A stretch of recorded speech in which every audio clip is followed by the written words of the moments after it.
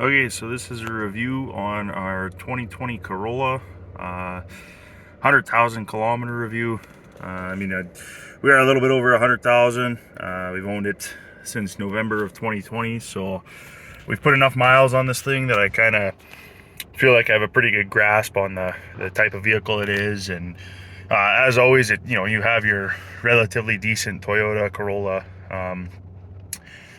quality. It seems like it's been a relatively decent vehicle so far. So only a few minor complaints. So starting off with a tour of the interior here.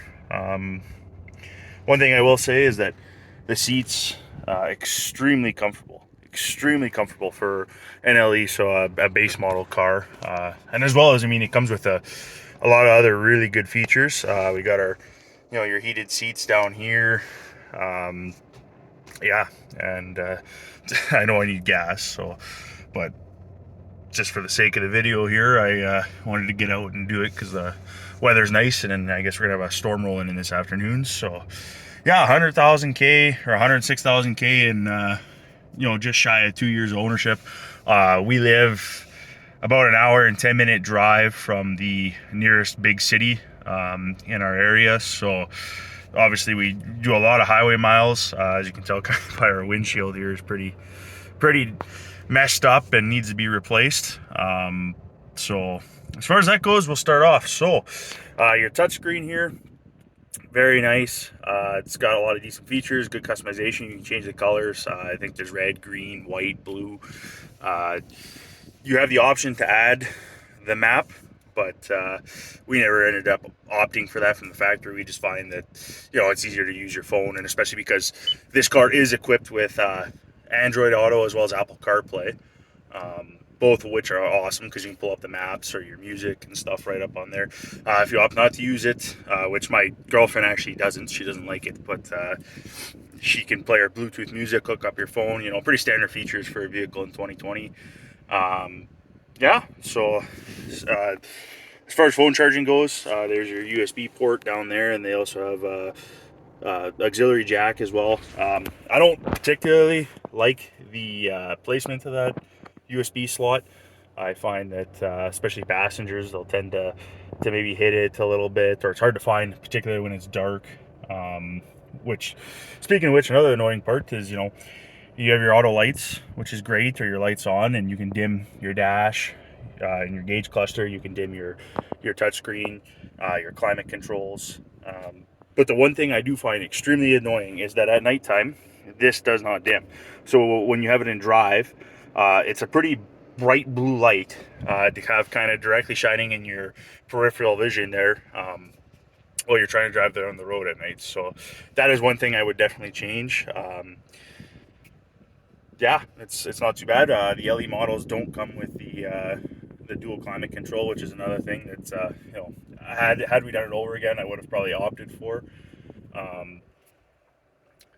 But we still get by. It's just a girlfriend to be cold, I'm warm. It is what it is. You kind of she's always the one that ends up winning that debate anyways. So another couple things I have is that I think that the switches are nice, easy to reach for, nice placement. They feel high quality, good windows. You got your auto window on your driver's side.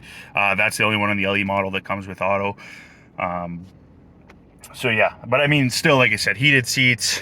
You got your buttons for your cruise control and all that. You can change your music, and your radar for your ACC, and then as well as volume control and phone control. Which once again, like I said, obviously hands-free phone have been out for a long time, but it's just kind of recently that base model vehicles are starting to come with all the buttons on the steering wheel as well. That's almost pretty standard. So yeah. As well, you got all your interior controls up here, pretty basic stuff. One complaint I do have, which is an arbitrary complaint, but complaint nonetheless, is that these sun visors are pretty thick. So I do find an issue when trying to put our garage door opener. You can't put it on there, unfortunately, so I kind of keep it down there, which sucks. There's not a good place to put your phone either. You can put your phone here, or obviously in the cup holder, unless you have drinks, but the biggest issue that I have with that is that you put it in there, it really wants to slide out anytime you take a turn. So if you're one of those guys that, you know, likes to be able to look at their phone or whatever while they're driving, I would really recommend one of those windshield mounts, because like I said, they're just not a good place to store your phone. And as well as sunglasses. I usually just hang mine off the mirror up there, but just not really a good spot for them. Again, I would love to see the storage up here for them like most cars have, but it is what it is. So as far as interior quality as well, everything feels pretty solid. Like the dash is nice. It's got a nice foam feel to it. It's good. The only real issue we've had is that this window seal here we had replaced under warranty when we first got it, because it had an aggressive wind noise, like a very aggressive wind noise coming out of it. So it's, yeah, that's about the only interior problem that we've had for warranty wise. I do find that sometimes, particularly when it's colder outside, that the seats do creak a little bit, which, I mean, what do you do? There's nothing that you can do about it. It's expanding and contracting with the weather. I don't really blame Toyota with that, you know, especially our extremely volatile winters that we get here in Alberta. So it is what it is.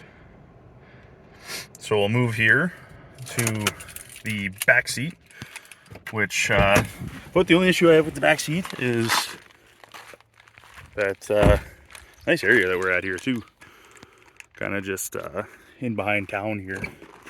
If you're somebody that has kids, I do find that the rear doors don't open up very much. We don't have any children yet, but you know, it's down the road, a plan. But we keep a seat cover just to protect the cloth, because we do have a couple of dogs, and especially a little dirty because we just had them at the beach. But other than that, it's not too bad. Nice leg room. You do have your center console that flips down in the back, and you know, pretty standard. So one thing I will note is that I'm not 100% sure, but at least our Toyota Corolla did not come with a factory remote start. So for those of you that don't know, I am actually a heavy duty mechanic, former automotive mechanic, just recently switched over.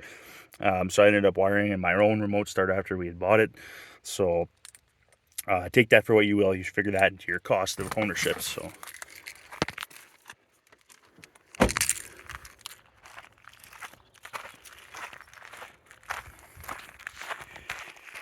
okay, so starting on the outside of the car, again, for a base model car, you do get LED headlights.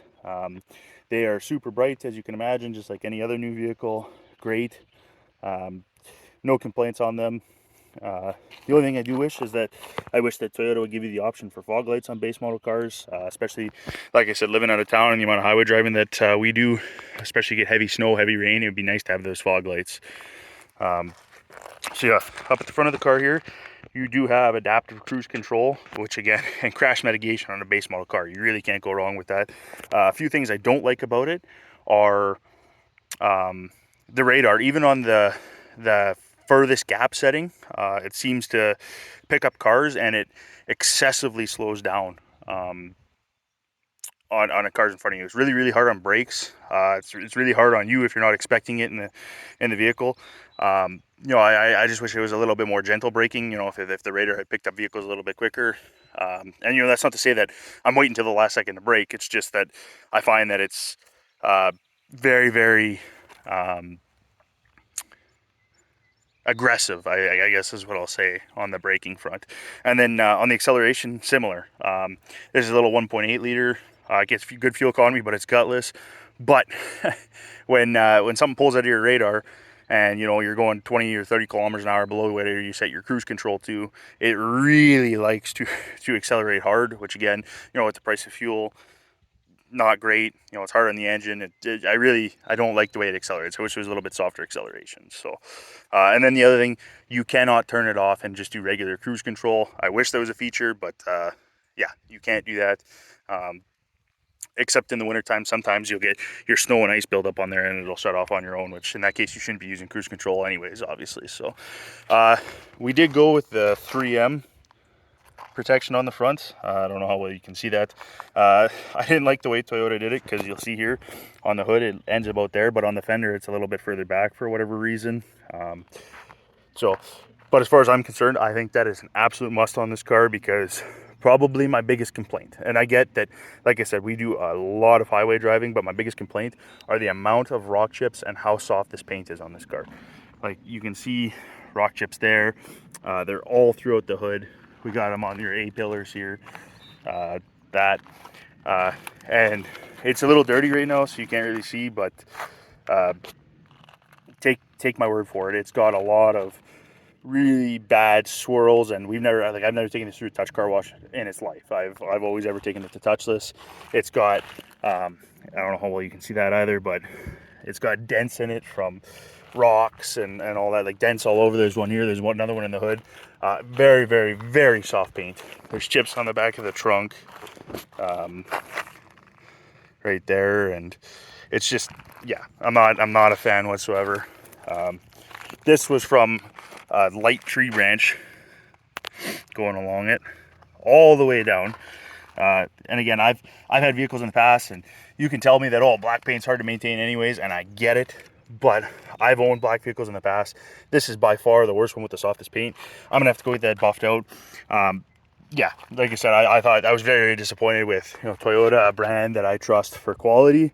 Very extremely disappointed with the paint quality on this vehicle. So it came factory with these Hankook Kinergy GTs. They're a terrible tire, and I worked at dealerships for 5 years, so I understand that the factory tire is never as good as buying the actual tire outright, because I know they're kind of the rejects, but I will never own another pair of Hankooks. Mark my word, they pick up everything. I've done more tire repairs on this vehicle than I've done on all my other vehicles combined. So, and then not only that, you got feathering here. These tires are completely worn out, and out of the 100,000 K, the winters have been on for about 60,000 K, and those are Michelin X-Ice high quality tires that we purchased separate from the vehicle when we bought it, and they are fantastic tires. Like, I don't know what the depth measurement is. I just realized more rock chips there, but I don't know what the tread depth measurement on those X-Ices are, but like I said, about 60,000 K, and I would say they're about 50% life left at a minimum. So yeah, like I said, that's not too bad. So I just would never buy the Hankooks again. So awful tires. But yeah, that was kind of an overview of the car. I would say it's a decent car. I think we paid, and mind you, this was November of 19 is when we bought it, not 2020. That was obviously pre the whole flu situation, so inflation hadn't hit yet and all that. So I think we paid in around the 21 or 22,000 mark for it, financing included. It's just about paid off at this very moment. As far as reliability for anything mechanical, I had zero issues up until right at about 98,000 K. Our CVT transmission, and that's a whole nother topic. It came down between this and a Honda Civic, both with CVTs. Yeah, they are what they are. Argue with reliability. It is what it is. I'm not going to touch that topic in this video, but the transmission pump seal started to leak right at about 97 or 98,000 K. I never ended up taking it in because, again, myself being a mechanic, if it starts to puke out, I'll just end up having to change it myself. I did do spark plugs on 100,000 K. I believe we flushed the brake fluid at, I don't know, about 40 or 50,000 kilometers. So that's probably due again. I did a coolant flush at 60 as well, and obviously been through your standard. We've done full synthetic oil changes using generally a Wix or Toyota filter every 8,000 kilometers. I actually switched it up to about 5,000 now is what I think I'm going to do now that it's got over 100,000 on it. Biggest thing, guys, is change your oil consistently. A lot of these manufacturers are telling you that you can do it every 16,000 K. That's a bunch of garbage. You change your oil every 5 to 8,000 K, and I can promise you your engine will last the car. The body, it's great. So yeah, like I said, that's about the only thing I can add. It will need tires and an alignment, obviously, right away here, which will be our first big cost. But it's too bad that the heavy duty shop that I work at now, obviously I can't do an alignment on this anymore, so I hate to have to pay somebody to do an alignment on on a car that I'm perfectly capable of doing it myself. But those are the things you take when you move to a different trade. So I end up doing that. Probably going to go with I think some Michelins maybe as well for the summers, or even the new all-weather tires. They're not a winter, they're not a summer. They're kind of the best of both worlds, better than an all-season. We sold lots of those at the automotive shop that I was at for the last 2 years. People seem to be happy with them, so we're thinking about it. Yeah, so like I said, that kind of a quick overview of the 2020 12th Gen Corolla for anybody thinking about buying one. I think it's a great starter vehicle. We bought it because we were looking for a cheap commuter. Yeah, it's a good little unit for somebody looking for their first car, looking for decent gas mileage. It gets okay. We were usually sitting around about the 7 liters per 100K in the summertime. Granted, like I said, that's inflated with a lot of highway driving, and usually around 8.5 in the wintertime. So yeah, like I said, no remote start for the LE. You got your heated seats, you got your touchscreen, your Apple CarPlay, all that crap. You got, especially in today's day and age, which is great, is the fuel door that's on an actuator, so nobody can, siphon your gas tank on you unless they're going to break open the tank, but they're going to go down to the next guy who's got a non-locking fuel door or gas caps. So, yeah, like I said, very, very happy with it. I think we're going to end up keeping this for at least a few years, I would think. So, yeah, I would definitely recommend one for anybody looking for something. Thanks for watching.